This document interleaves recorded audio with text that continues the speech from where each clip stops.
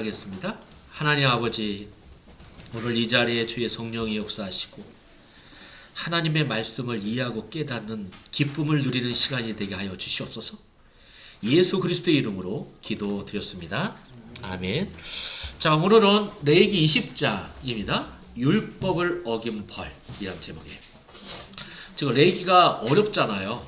그리고 힘들어요. 읽기도 힘들고. 그러니까 제가 나눠준 그거 잘 모아두시다가 그거를 확인하면서 내 얘기를 한번 읽으시는 게 굉장히 좋은 것 같아요. 자, 우리 한번 오늘 1절에서 5절 같이 보겠습니다. 자, 1절에서 5절 보시면 그 밑에 부분부터 볼까요? 자식을 불태워 몰렉에게 제물로 드리는 사람은 사형을 시켜야 합니다. 여러분, 몰렉이라는 어떤 우상 숭배가 그 당시에 있었어요. 예, 이 몰렉은 뭐 하는 사람들이냐면은 뭐 하는 거냐면은 자식을 불태워서 하형시키는 거죠. 그 제사예요. 예, 이런 게 있었어요. 자, 외국인이나 할지라도 이스라엘 경내에서 그런 악한 일을 행하는 것은 허용되지 않고 그런 자도 사형을 시켜야 했습니다. 이것은 이스라엘 백성에게 악영향을 주기 때문입니다. 무슨 얘기예요? 이렇게 따라가는 사람들도 있었다는 거예요. 이스라엘 백성들 중에.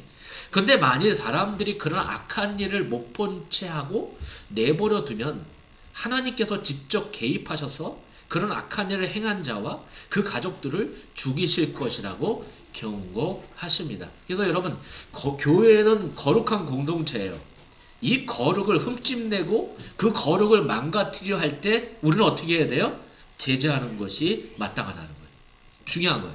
자, 6절 보면 음란한 듯 신접한 자와 박수를 추종하는 자에게는 내가 진노하여 그를 대적하여 그를 그 백성에서 끊으리니. 자, 여기 보니까 거짓된 신비주의를 따르는 자들은 그 백성 중에서 끊어질 것이다 라는 말이에요. 거짓된 신비주의는 영적 간음으로 간주됨으로 음란한 듯이라고 표현을 합니다. 그래서 여러분, 교회 안에 이 거짓된 신비주의 엄청나게 많이 들어왔어요. 한국에. 그걸 뭐라고 표현하냐? 음란하듯 이렇게 표현하고 있는 겁니다. 그러니까 영적으로 말해 모든 사람의 주인은 오직 하나님 한 분뿐입니다. 사람은 오직 창조주 하나님만 섬기며 따라야 합니다. 자, 여러분, 이 기독교의 신앙은 정확하게 뭐냐면은 지식과 체험이죠. 예, 체험입니다. 이게 하나님의 말씀을 들은 자가 그 말씀을 체험하는 거예요. 근데 신비주의자가 뭐 저희 같은 사람들한테 이야기하면 너는 지식만 추구하잖아 라고 얘기해요. 맞을까요? 틀릴까요? 여러분, 뭐냐면은 체험은 뭐를 통해서 오는 거죠? 성령을 통해서 오는 거예요. 보통. 근데 이 성령은 뭐를 통해서 역사하시냐? 하나님의 말씀을 통해서 역사하는 거예요. 그럼 우리가 하나님의 말씀을 읽고 깨닫게 돼요. 어떻게 깨달아요? 성령을 통해서. 이게 체험이에요. 무슨 얘기인지 아십니까? 그러니까 말씀과 관계없는 체험은 거짓된 신비주의가 되는 겁니다. 그러니까 대부분 어떤 교회 안에서의 체험들은 전부 다 뭐요? 말씀과 관계없는 체험들을 많이 하고 있는 거예요. 예. 굉장히 신비하죠. 신기해요. 막 그래요. 근데 말씀과 관계없는 것들이 대부분이란 말이에요. 그거를 금하라는 겁니다. 중요한 것은 우리는 체험하는 자예요. 신비를 추구하는 사람들이에요. 근데 그 신비가 뭘로 깨달아져요? 말씀으로 알게 된다는 거예요. 그렇게 여러분 이해하시면 돼요. 자, 7절과 8절 보면 너희는 스스로 거룩하게 하여 거룩할지어다. 나는 너희 하나님 여호와니라. 너희는 내 규례를 지켜 행하라. 나는 너희를 거룩해 하는 여호와니라. 자, 성도는 모든 더러운 죄악들로부터 깨끗하고 거룩해야 합니다. 그리고 성도는 오직 하나님의 규례들을 지켜 행해야 합니다. 그것이 거룩한 삶입니다. 여러분, 우리가 시켜서 하는 걸까요? 시켜서 억지로 하는 걸까요? 아니죠. 어떻게 해요? 당연하니까 하는 겁니다. 그렇게 돼요. 그래서 요한일서에 보니까 뭐라고 표현합니까? 하나님께 난 자들은 뭐요? 하나님을 사랑하고 그의 계명을 지킨다. 근데 그 계명은 무거운 것이 아니라 가벼운 것이다. 가벼운 것이라는 얘기는 뭐예요? 그게 나에게 뭐요? 무겁게 여기지 않은 거예요. 그냥 당연하다지 여겨지는 거예요. 여러분, 우리가 밥 먹는 게 무거운 거예요? 아니, 당연한 거예요. 필요하니까. 그걸 얘기하는 겁니다. 그게 거룩한 삶이라는 거죠. 하나님께서는 우리를 세상과 구별된 거룩한 자들이 되기를 원하시기에 우리는 거룩한 삶을 추구해야 합니다. 그래서 여러분, 이 신앙생활에 우리 신앙생활의 이 목적이 뭐예요? 예? 예배소서 1장 4절이죠. 뭡니까? 거룩하고 흠이 없게 하시죠. 이거예요. 그러니까 하나님께서 강야 40년 동안 우리를 걷게 하신 이유가 뭐예요? 거룩하고 흠이 없게 하려고. 자, 요거를 하는 방법이 첫 번째가 뭐냐? 신명기 8장에 나옵니다. 뭐라고 그러냐면은 너가 내 계명을 지키는지 아니지 지키는지 보겠다는 거예요. 그러니까 아니 지킨다는 얘기는 너는 하나님의 백성이 아니야. 너는 지키기 때문에 하나님의 백성이야. 이걸 보겠다는 거예요. 근데 이게 억지로 지킴이 아니에요. 진짜 네 안에 생명이 있으면 뭐가 나와요? 지킴이 나온다는 거예요. 그걸 확인하겠다는 거죠. 너가 예수를 믿어? 그러면 하나님의 성품대로 살아갈 수밖에 없어. 그걸 얘기하는 거예요. 그리고 두 번째는 뭐냐? 우리는 뭘로 살아요? 떡으로 사는 게 아니라 뭘로 살고요? 말씀으로 사는 거예요. 여러분, 이 떡은 뭐예요? 세상을 얘기하는 겁니다. 그 세상적인 방법으로 사는 게 아니라 하나님의 말씀으로 살아야 하는 것이 진짜 행복임을 알리기 위해서, 알려주기 위해서, 가르치기 위해서 이거예요. 여러분, 이 두 가지가 우리를 뭘로 이끌어가요? 거룩하고 흠없는 상태로 이끌어간다는 겁니다. 네. 왜? 우리는 그렇게 거룩한 삶을 추구하는 자가 맞다는 겁니다. 자 9절 보면 무릇 그 아미나 어미를 저주하는 자는 반드시 죽일 것이니 그가 그 아미나 어미를 저주하였으면 그 피가 자기에게로 돌아가리라. 자기 아버지와 어머니를 저주하는 자는 반드시 사형시켜야 합니다. 하나님께서 출애굽기 21장 17절에서도 그 아비나 어미를 저주하는 자는 반드시 죽일 것이라 말씀하셨습니다. 모세는 신명기 27장 16절에 그 부모를 경홀히 여기는 자는 저주를 받을 것이라 할 것이요 모든 백성은 아멘 할지어다라고 말하였습니다. 부모를 공경하는 것이 누구의 뜻이에요? 하나님의 뜻입니다. 이게 중요한 부분 중에 하나죠. 그래서 우리의 육적인 부모를 공경하는 것은 당연한 거예요. 왜? 그거는 하나님의 뜻이기 때문에. 그렇게 나오고 있어요. 예. 그렇죠? 자, 10절에서 13절 좀 길지만 그 밑에 설명 부분을 한번 봅시다. 하나님께서는 간음과 음행의 죄에 대해 벌을 분명히 말씀하셨습니다. 남의 아내 곧 그 이웃의 아내와 간음하는 자는 그 간부와 음부를 반드시 죽여야 했습니다. 결혼관계의 순결성을 잘 지켜야 합니다. 사람이 아버지의 아내 즉 그의 어머니 혹은 계모와 간음하는 것은 매우 부도덕한 일이며 둘 다 사형을 당할 큰 재앙입니다. 사람이 그 며느리와 간음하면 그것은 가증한 일이며 문란한 일이고 그 두 사람은 죽임을 당해야 하였습니다. 사람이 여자와 교합하듯 남자와 교합하면 둘 다 가증한 일을 행한 것이며 반드시 사형시켜야 합니다. 동성애는 하나님 앞에서 가증한 일이며 사형에 해당하는 큰 재앙입니다. 자, 여기서 굉장히 중요하죠. 여러분, 이 가정을 지켜야 돼. 예. 가정은요, 어떻게 보면은 하나님 나라의 기본단이죠. 가정은. 그냥 하나님 나라의 기본단. 하나님 나라는 이런 거야 라고 우리에게 보여주기 위해서 가정이라는 제도를 우리에게 주신 거란 말이에요. 이렇게 돼요. 그래서 자, 부부관계 두 번째, 부모와 자녀의 관계. 자, 이거를 통해서 뭐를 알아야 돼요? 하나님의 사랑. 그리고 우리가 왜 하나님을 사랑해야 되는 것을 배워야 되게 하고요. 그래서 여러분, 부모와 자녀의 관계, 부부간의 관계는 뭐래요? 이거요. 여러분, 부모 관계는 뭐예요? 남자는 누구를 상징해요? 그리스도를 상징하고, 여자는 뭘 상징해요? 교회를 상징한단 말이에요. 그걸 얘기하는 거예요. 그 관계. 그러니까 남자는 여자를 어떻게 해야 돼요? 사랑하는 거죠. 그럼 그리스도가 교회를 얼마나 사랑하는지를 아는 거예요. 여자는 남편에게 뭐 해야 돼요? 순종해야죠. 교회는 그리스도께 순종하는 사. 요게 하나님 나라는 거죠. 예. 그리고 자녀와 부모와의 관계는 뭐예요? 부모가 자녀를 어떻게 사랑해요? 목숨을 내놓고까지 사랑하잖아요. 하나님이 우리를 그렇게 사랑한다는 거예요. 자녀가 누구를 사랑해야 돼요? 부모를 사랑해야 돼요. 그렇죠? 부모의 사랑을 받는 자들은 어떻게 해야 돼요? 부모를 사랑해야 된다는 거죠. 예, 이게 어떻게 보면 굉장히 가정이라는 것은요, 굉장히 중요한 부분 중에 하나 아닐까 생각이 돼요. 예. 근데 여러분 현대에 들어와가지고 요 가정이 전부 다 어떻게 돼요? 다 깨어지고 있는 거예요. 무너지고 있는 거죠. 우리 이런 시대에 살고 있는 거예요. 그렇다면 기독교인들은 이 거룩함을 어떻게 해요? 지켜나가야 된다는 거죠. 예, 바로 그 얘기를 하는 겁니다. 자, 17절에서 18절 볼까요? 사람이 아내와 그 장모를 함께 취하며 혹은 결혼하며 악행이며, 여러분 이런 일도 있었나 봐요. 예, 그 남자가 아내도 취하고 그 장모도 취해버렸어요. 같이 결혼했다는 거예요. 셋이서. 야, 그와 그들 그 셋을 다 불태워 죽여야 했습니다. 그 셋을 함께 불사르라는 말씀은 그들의 죄가 심히 큼을 나타냅니다. 남자가 짐승과 교합하면 반드시 죽이고 그 짐승도 죽여야 하며, 또 여자가 짐승에게 가까이하여 교합하면 여자와 짐승을 반드시 죽여야 했습니다. 여러분 요즘에도 이런 일 많이 있죠. 진짜 그래요. 이런 거 있어요. 근데 이 고대 시대에도 이런 일이 있었다는 겁니다. 똑같아요. 사람이 짐승과 교합하는 것은 큰 죄로 간주됩니다.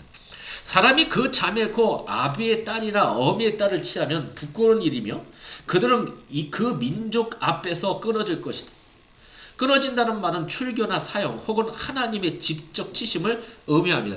여러분 그 책에서 봤는데, 근데 로마 시대 때 그 원형 극장에서 뭐 사람도 죽이고 그랬지만은 어떤 일이 일어나냐면은 그런 그 여자를 빨개 벗기고 있다가 굶주린 짐승들을 풀어놓는 거예요.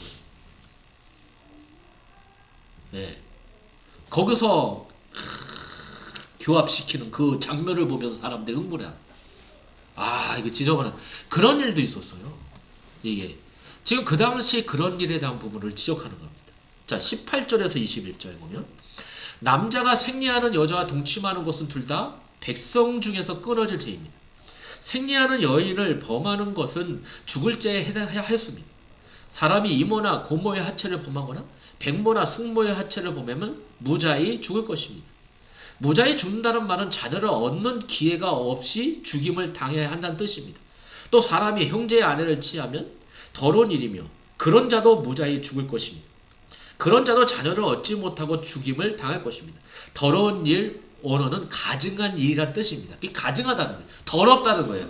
예, 이게 더러운 것은 하지 말라는 거죠. 왜? 너는 거룩한 백성이니까. 그 얘기예요. 자, 22절에서 24절 보면 앞에 언급된 여러 가지 간음과 음행의 제약들은 그 당시 가나안 땅에 유행하였던 풍습이었습니다. 예, 다 풍습이래요. 그러니까 제로 여기지 않은 거예요. 문제로 여기지 않는 겁니다. 자, 하나님께서는 그들의 행위를 가증히 여기시기 때문에 이스라엘 백성들은 그들의 풍습을 본받지 말아야 했습니다. 우리가 가나안 땅에 심히 제약됨을 안다면 우리는 하나님께서 왜 그렇게 가나안 땅을 무자비하게 징벌하시고 그 거민들을 다 죽이시기를 원하셨는지 알 수 있습니다. 거룩하신 하나님께서는 죄를 미워하십니다. 그는 특히 모든 우상 숭배의 죄들과 모든 음란한 죄들을 미워하십니다. 그러니까 여러분, 우리가 하나님의 사랑을 얘기하는데, 자, 여러분 이거 굉장히 중요해요. 요 안에 들어갈 것이 하나를 빼먹으면 안 돼요. 하나님의 사랑. 뭔지 아십니까? 하나님의 거룩한 사랑.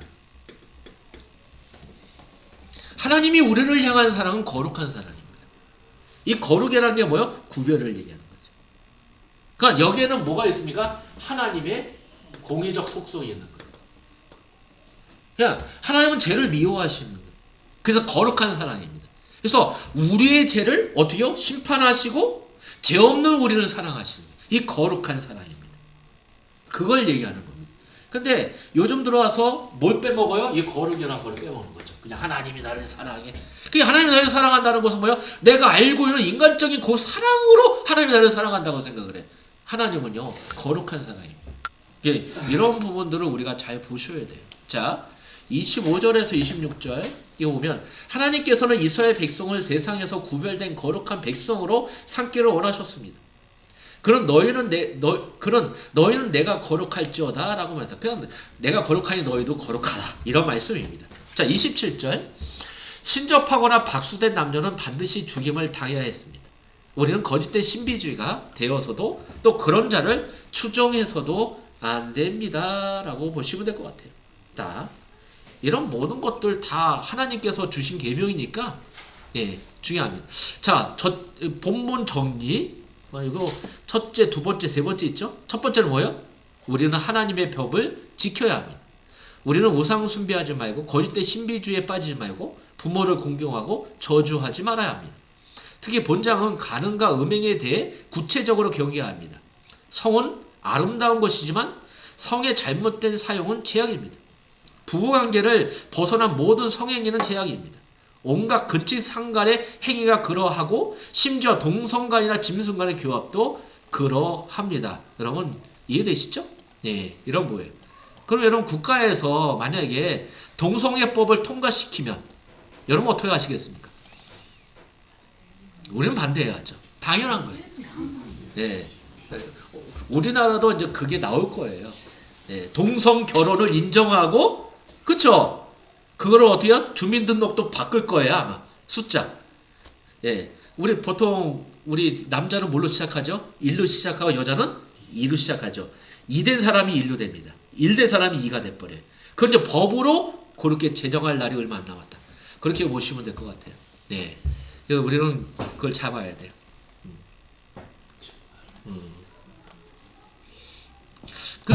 왜 자꾸만 그 보수 교단에서 지금 이 민주당에 대한 어떤 그런 부분들을 반대하는 이유 중에 하나가 바로 이런 부분이에요. 굉장히 그 민주당에서 나오는 법안들을 보게 되면 대부분 성경하고 반대되는 법안들이 굉장히 많이 있어요. 예. 그래서 그런 것 때문에 지금 막 탄핵 반대하는 이유 중에 하나가 윤석열이 좋아서 하는 게 아니라 민주당이 집권하면 그런 일이 발생하기 때문에 그런 것 때문에 반대하는 분들도 굉장히 많이 있다는 거. 그렇게 이해하시면 될 것 같아요. 그렇게 봐요. 예. 자, 둘째. 우리는 율법을 어긴 벌이 죽임인 것을 알아야 합니다. 본문에는 반드시 죽일지니라 9번, 그 백성에서 끊어지다 5번, 또 불살을지어다 1번, 무자하리라 2번, 그 피가 자기에게 돌아가리라 5번, 그들이 그 죄를 당하리라 3번, 돌로 그를 치라 1번. 완전 이런 거예요. 그게 무슨 얘기냐? 율법에 어기면 어떻게 해요? 반드시 죽는다, 끊어진다, 이런 표현입니다. 그렇게 돼요. 자, 율법을 어긴 죄의 벌은 죽음이요, 죄인의 정당한 죄값입니다. 간음의 죄는 가정적 사회적 폐해를 낳을 뿐만 아니라 무엇보다 하나님의 진노를 가져옵니다. 그럼 여러분은 어떻습니까? 예. 율법을 지킵니까? 안 지킵니까? 안 지키잖아요. 그럼 어떻게 돼요? 죽어야지, 끊어지는 거예요. 이렇게 되는 겁니다. 그럼 여러분, 제가 얘기했잖아요. 하나님께서 지금 성경에 나온 모든 명령, 여러분 성경에는 두 가지 있대죠. 첫째로는 직설법이 있고요, 두 번째는 명령법이 있어요. 직설은 뭐예요? 설명하는 거예요. 복음은 이거야. 네, 하나님의 뜻은 이거야. 이렇게 돼 있어? 이렇게 표명하는 거예요. 근데 그 직설을 설명한 다음에 뭐가 있어요? 명령하여. 너 이렇게 살아야 돼. 자, 그러면 이 명령이 우리에게 딱 주어졌을 때 하나님께서 너는 반드시 이거를 지킬 거라는 기대감 갖고 명령을 주신 걸까요? 아니라는 거예요. 왜냐하면 율법의 기능은 뭐예요? 우리의 불의함을 드러내는 거예요. 그거 봐, 너 안 되잖아. 너 못하잖아. 그렇게 되는 거거든요. 그러니까 하나님의 은혜를 구해. 십자가 은혜 그래. 왜 십자가 은혜가 뭡니까, 여러분? 죄를 가리움을 얘기하는 거죠. 예? 자, 우리가 전에도 얘기했지만 그 지성소에 보면은 언약궤가 있어요. 자, 그 언약궤 위에 있는 뚜껑이죠. 뚜껑인데 뚜껑 위가 뭐냐면 시언자예요. 시은자. 그게 뭐냐면 하나님의 은혜가 베풀어진 자리예요. 그러니까 1년에 한 번씩 대제사장이 지성소에 들어와 가지고 어린 양의 피를 그 위에다 뿌리는 거예요. 이렇게 쭉 뿌려. 그게 시은자예요. 근데 여러분, 그 언약궤 안에 뭐가 있어요? 3가지가 있어요. 자, 2 돌판이 있고 항아리가 있고 지팡이가 있어요. 요 3가지는 뭐를 의미하냐면은 인간의 불의함을 상징하는 거예요. 왜냐하면 2 돌판 받을 때 이스라엘 백성 뭐가 없어요? 우상 숭배했고, 그쵸? 그리고 아론의 쌍난 지팡이 때 어떻게 되냐? 반역했어요. 그나고 또 뭐냐? 그 만나를 주었을 때 이 사람 그 정욕 때문에 뭐 했어요? 더 많이, 하나님 계명 어겨 더 많이 거부했어요. 그걸 상징하는 거거든요. 예, 너는 그런 자야. 근데 하나님께서 그걸 어떻게 덮어버렸어요. 뭘로요? 예수의 피로. 그냥 그리스도께서 뭡니까? 그 의가 너에게 무상으로 주어진 거예요. 그거 알라는 거예요. 그 은혜의 자리로 가라는 겁니다. 예, 분명한 것은. 여러분, 그 사실을 잊지 않는 여러분들이 율법을 어기면 어떻게 돼요? 반드시 죽인다. 자, 세 번째. 자, 우리는 거룩한 삶을 살아야 합니다. 하나님께서는 본장에서 죄의 벌을 선언하시면서 이스라엘 백성이 음란한 세상과 구별된 거룩한 삶을 살기를 원하셨습니다. 하나님께서는 우리의 거룩과 순종의 삶을 원하십니다. 그래서 우리는 성경을 규칙적으로 읽고 기도하기를 힘쓰는 가운데 거룩한 생활을 하고 우리 자녀들에게 경건하고 거룩한 삶을 가르치고 실천하게 해야 합니다. 예, 우리 여러분 이걸 추구하시는 여러분 되길 바랍니다. 예, 그래서 오늘 이번 주도 하나님만 바라보시는 여러분 되길 바라요. 기도합시다. 하나님 아버지, 우리를 향한 하나님의 계획을 늘 잊지 말게 하시고 하나님의 뜻에 순종하는 자로 거룩을 추구하는 자로 날마다 살아갈 수 있도록 주께서 인도하여 주시옵소서. 예수 그리스도의 이름으로 기도드렸습니다. 아멘.